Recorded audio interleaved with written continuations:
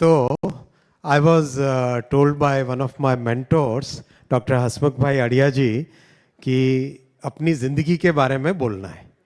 Now that's the most difficult topic ever in life. है तो difficult है अपने बारे में बोलना, पब्लिक में बोलना. या तो आप प्रेज करोगे या तो भी गलत है, और अगर बुराई करोगे तो भी गलत है. Most difficult thing. I thought let me start with something which has made a very big difference in my life, something which has been a game changer, thought changer, एक total life में जो change लाने वाला point रहा, वो मैं आपके साथ में share करूँगा. Is that fine? आप में से कितने लोग 25 से कम के हैं? 25 से कम, right? तो बहुत सारी चीज़ें होगी जो आपने कभी बुक्स में ही पढ़ी होगी या नेट पे पढ़ी होगी, देखी हुई नहीं होगी, राइट? पर जो will start with something that you have seen. देखी हुई चीज में से वंदे भारत देखी हुई है? कितने लोगों ने देखी है? कितने लोग बैठे हैं? बैठे वाले भी काफी हैं, राइट? कैसा एक्सपीरियंस है? अच्छा है? अच्छा है? अच्छा लगा? कोई एक जना खड़ा हो जाए. हाँ बेटा, आप खड़े हो जाओ. राइट, टाइम बचाता है. और किसी का? हाँ,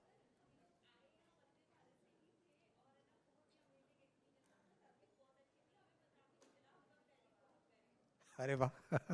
हमें पता भी नहीं चला कब पहुंच गए. Very good. ये हुई ना बात. और ये मेरे जैसा है बिल्कुल.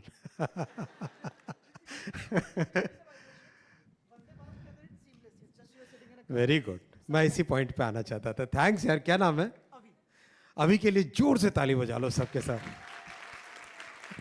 Shout out. ताली से क्या होता है?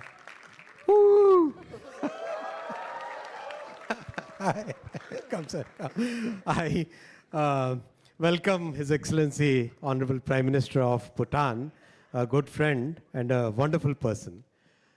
So Avi, now how did that happen? I want to share that story because that has been a very big learning thing for me that changed the way I think. That's why I want to share that story with you. When the design had to be done, you know, it's like Vande Bharat train mane, practically it's a power plant running at a speed of 160 kmph. Sudhir भाई बैठे हैं. Power plant कितना complex होता है, right? कितना power plant कितना complex होता है, राइट? यहाँ पे पावर जनरेट करना है, उस पावर को यूज भी करना है और 100 kmph से ज़्यादा की स्पीड पे उसको चलाना है.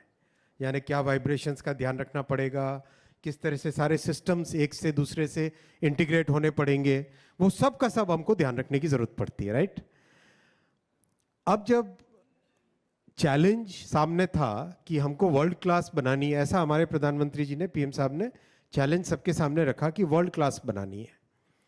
तो वर्ल्ड क्लास बनानी है, तो वर्ल्ड क्लास के लिए जितने भी पैरामीटर्स हैं उन सबको we have to do a benchmarking. Okay, world class seats, world class toilets, world class electricals, world class.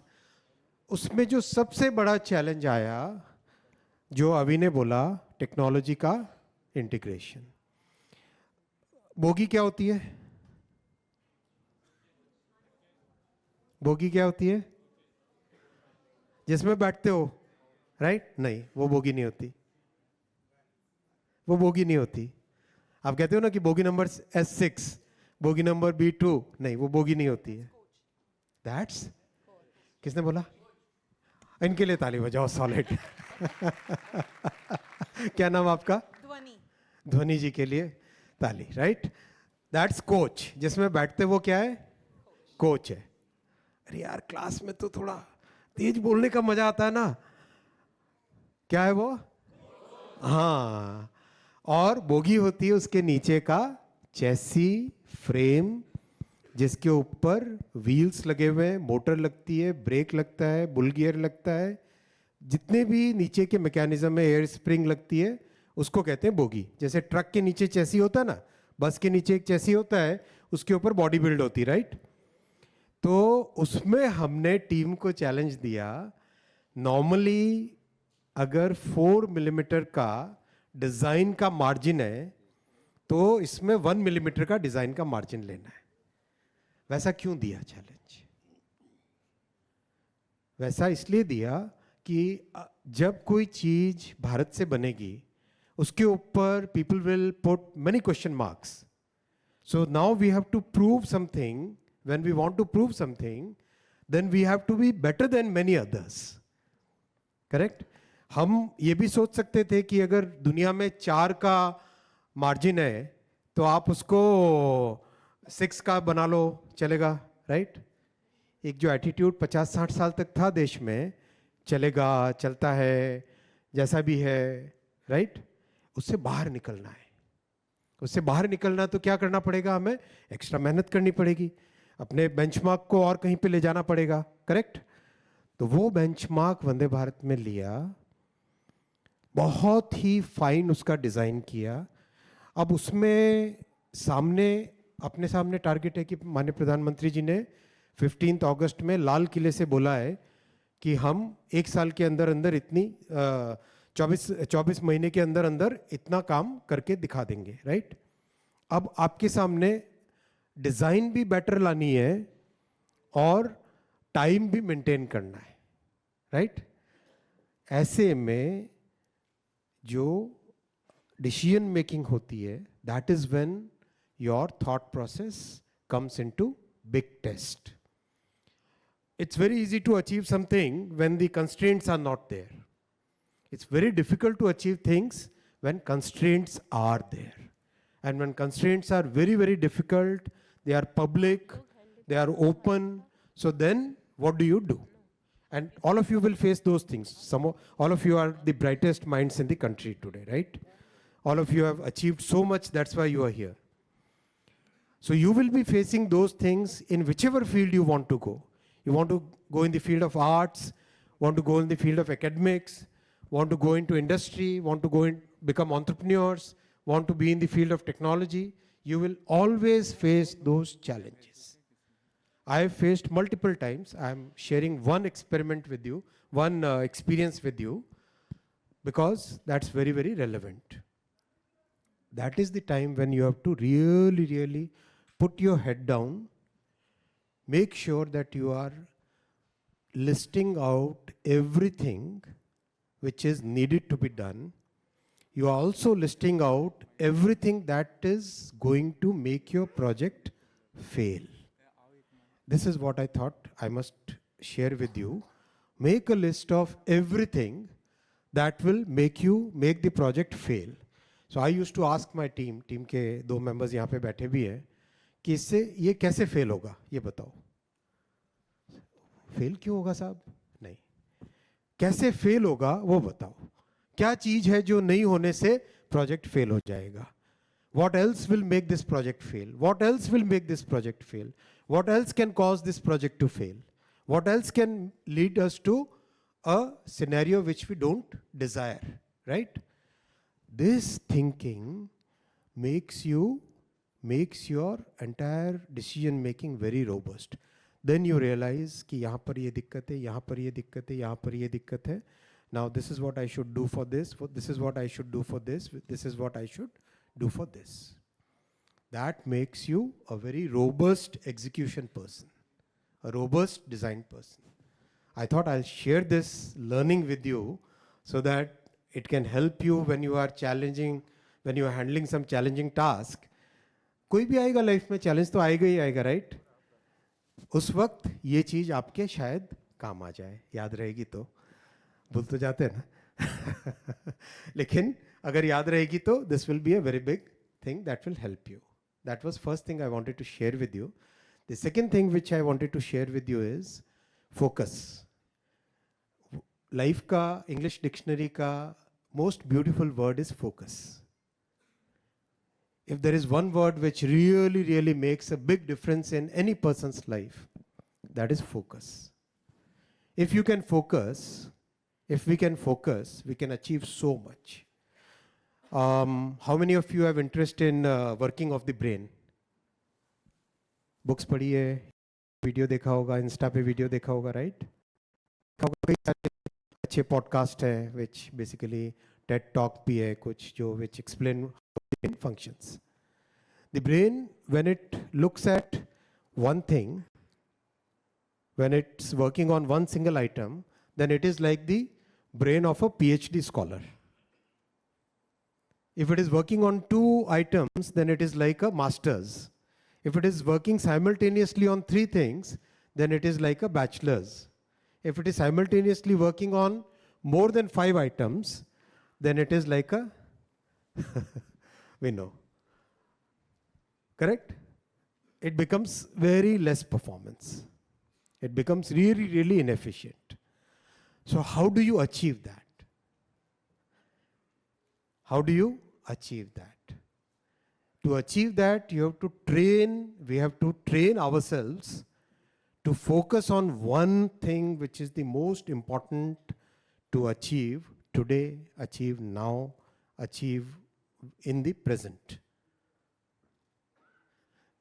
एक गौतम बुद्धा का, भगवान बुद्ध का एक बहुत अच्छा स्टोरी आता है, मैंने कई साल पहले पढ़ा था. भगवान बुद्ध के पास में एक आदमी गया, बोला कि मुझे आप बताओ उस पहाड़ के ऊपर चढ़ना है, कैसे चढ़ूं? तो भगवान बुद्ध ने उनको बोला, उस पहाड़ की चिंता मत करो, तुम जस्ट चिंता करो कि तुम्हारा नेक्स्ट स्टेप क्या होगा. What is your next step? Think of that. एक स्टेप आप उस पर फोकस करो, कैसे ढंग से वो स्टेप लोगे, नेक्स्ट लेवल पे पहुंचोगे, वहां पे स्टेबल होना, उसके बाद में अगला स्टेप सोचो. That brings the focus. If you are thinking of 20 different things simultaneously, then your focus will not come. मेरा जो व्हाट्सएप का स्टेटस है, that is feed your focus and starve your distractions. जो भी डिस्ट्रैक्शंस हैं उनको starve करो. कैसे स्टार्व करोगे? If you come to my room, you will find that there is no TV which is on. TV distracts. If you come to my room and I'm talking to you, you'll find that the phone will probably not be at the place where I'm sitting discussing with you, because phone distracts. That's an urgent thing, but then that takes away the focus. If I'm working with a team in a room, Chitrakoot room, where we do most of the brainstorming work, then 99.9% there won't be any phone in that room. So there is no distraction. So we have to starve our distractions and feed our focus so that we can achieve the maximum potential of the biggest gift God has given us, which is our brain, right? These are the two things I thought I'll share with you. And how are we doing on time, sir? Now we can take the questions. Open for questions. And how do we moderate the questions? Dhwani ji, will you moderate the questions? I don't want to be that. Everybody else will be happy. Okay, we start from whichever. हाँ, young man. ऐसे बोल ले यार. वो तेरी आवाज़ तो ऐसे बोल ले.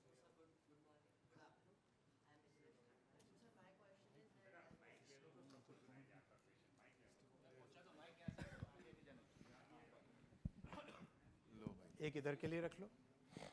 Hello. So good afternoon, sir. I'm Mithilesh Khandwala. I'm 15 years of age. So, sir, my question is, as you know, you're such a good leader. There are two tactics of leadership. One is leading from the front, and the other is leading from behind. So, sir, in both cases, it has its pros and it has its cons. And so, what do you prefer, and what do you expect the generation of today to prefer, leading from front? Or leading from Superb behind? question, man. At your age, I don't think I would have ever been able to ask a question like this. What a bright person you are. Great, Bato. Leading from the front, leading from the back. ऐसा कुछ भी नहीं होता है. You always have to lead from the front. There is no other way to lead. There is no other way to lead. You have to lead from the front. I don't know. I'll give you a slightly different example than the two that I gave.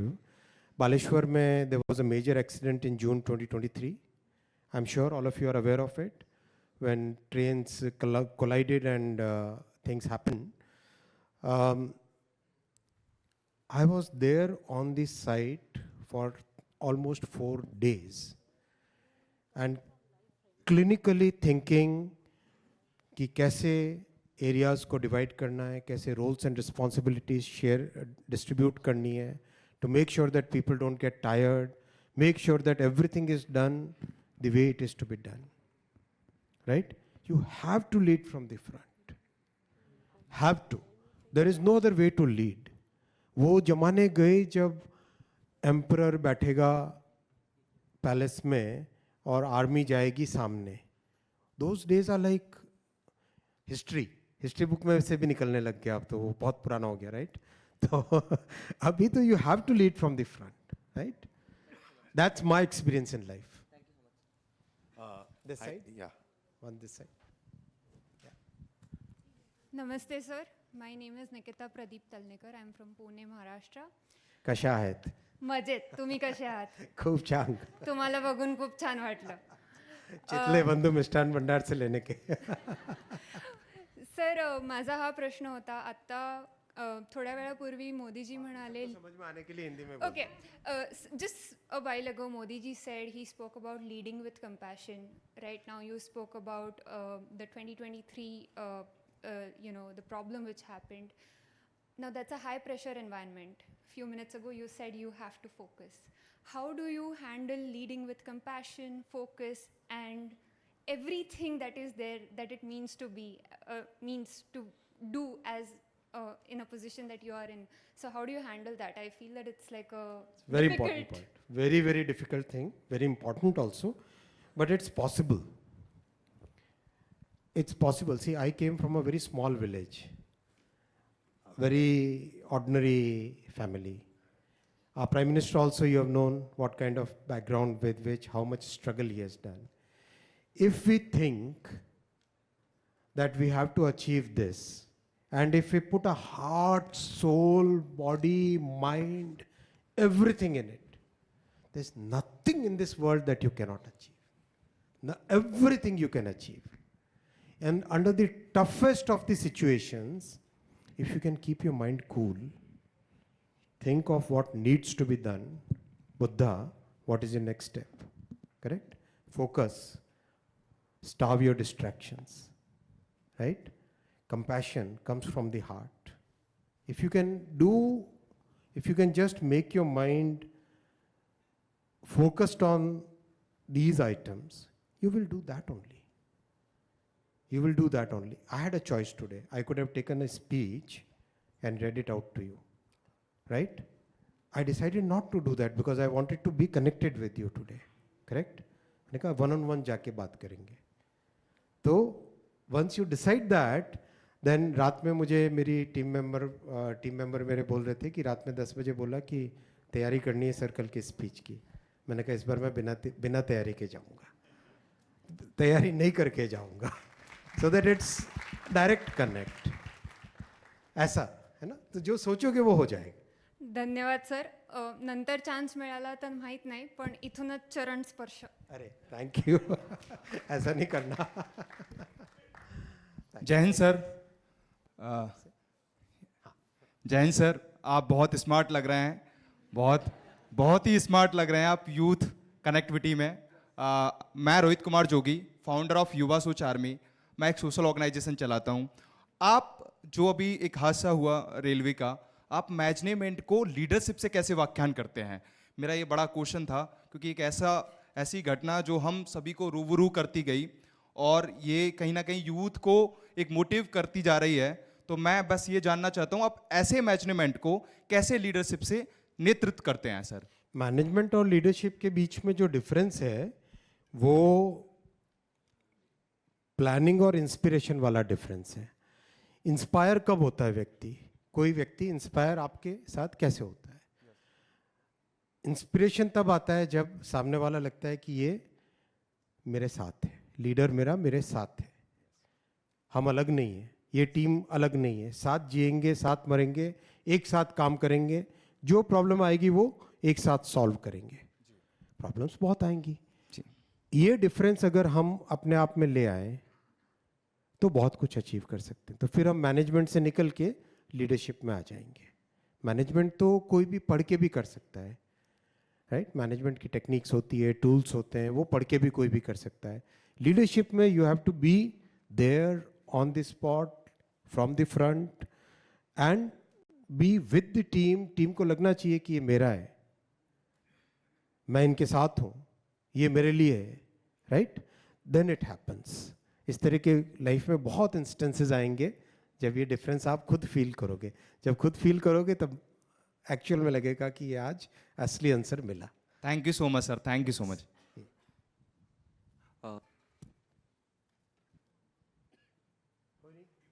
Hello.